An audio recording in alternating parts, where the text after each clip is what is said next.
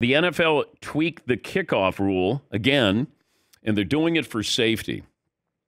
They would love to get rid of the kickoff completely, but you have to have it for, I guess you would say, the illusion of an onside kick. The illusion, that's what it's come down to. They would love for you to start the game on the 25-yard line.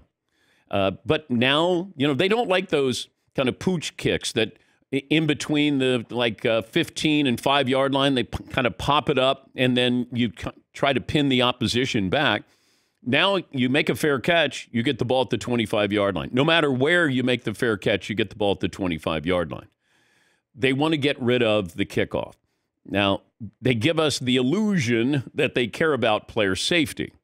But fans, we want to see.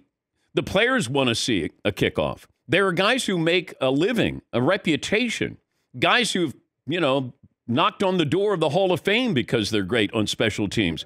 You wouldn't have Devin Hester. You wouldn't have some of these great kick returners. Now, would you find other places for them? Yes, you would.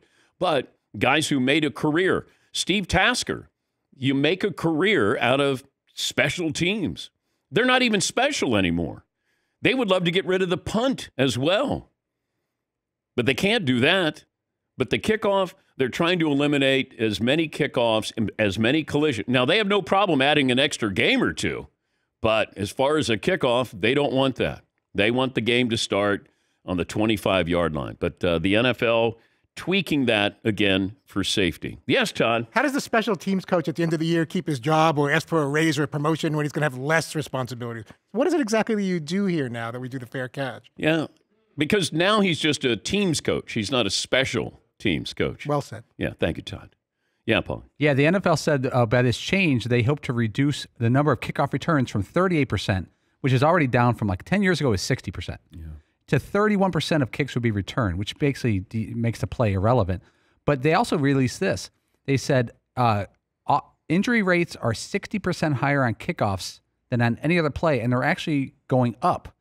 Injuries on kickoffs are going up in the past years dramatically. Those are their words, dramatically.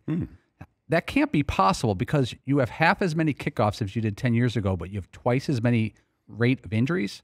How many? What's the injury rate on a punt return? They're saying kicks and punts, but specifically kicks. I actually don't believe the NFL's research on this. I think what is happening here is that there's more reported injuries. There's more reported concussions. You think the NFL would lie to you?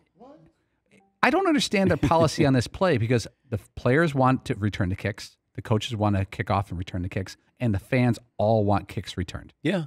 And you're not giving it to them under the fake guise of player safety. Yeah. I mean, as much as I would love to say, hey, I care about your safety, if you don't care about your safety, why am I supposed to care about your safety? How about we have better helmets and let's play football? That's all. Yes, Eden.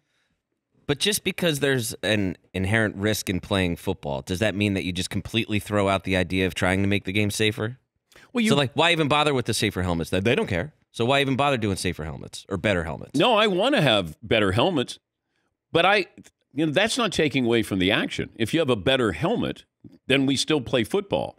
It's like we're picking and choosing, hey, what you can do to a quarterback, where you can hit a quarterback, to the point where a defensive player is at a decided disadvantage. They don't even know how to tackle anymore. Now you're going to say, let's take out kickoffs. Hey, we're going to modify the punt. We're going to make sure you can do this, can't do that.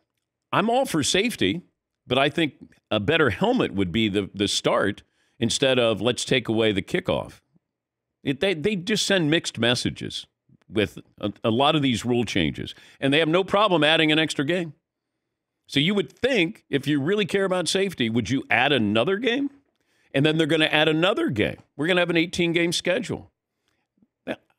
They send a mixed message. At least to me, they do. That if you're a player and you only have a couple of years of playing, yes, and now you just got 6 extra game checks. Yes. Yeah, I'd sign up for that. Yeah. All day. But that's why the players aren't as concerned about player safety as, I think we feel like we're supposed to be. Because they're going to make their money. They have a short amount of time, extra game or two. We make money. We'll play on Thursday night. We'll flex games on Thursday night. They send a mixed message with player safety here. Yeah, Paul. Yeah, and there's no chance for a guy to make his career on special teams. We talk about, remember, we're like, we should have Steve Tasker on today. He does not exist. Steve Tasker's career doesn't happen. He doesn't get to be a good player. Remember years ago, there was a cowboy named Bill Bates? Yeah. And he was this great special teamer. He earned the starting spot at safety because he was such a great special teamer. There's 20 guys we can name. Dante Hall never happens with the Chiefs. Yeah. These are names of our youth. And Josh Cribbs from Cleveland. He had a great run. Who's the Patriot special teams player? Matthew Slater. Yeah. He does not exist. Yeah, he's been an all-pro for many, many, many times there. A lot of these young dudes are trying to build a career, and they're not getting an opportunity.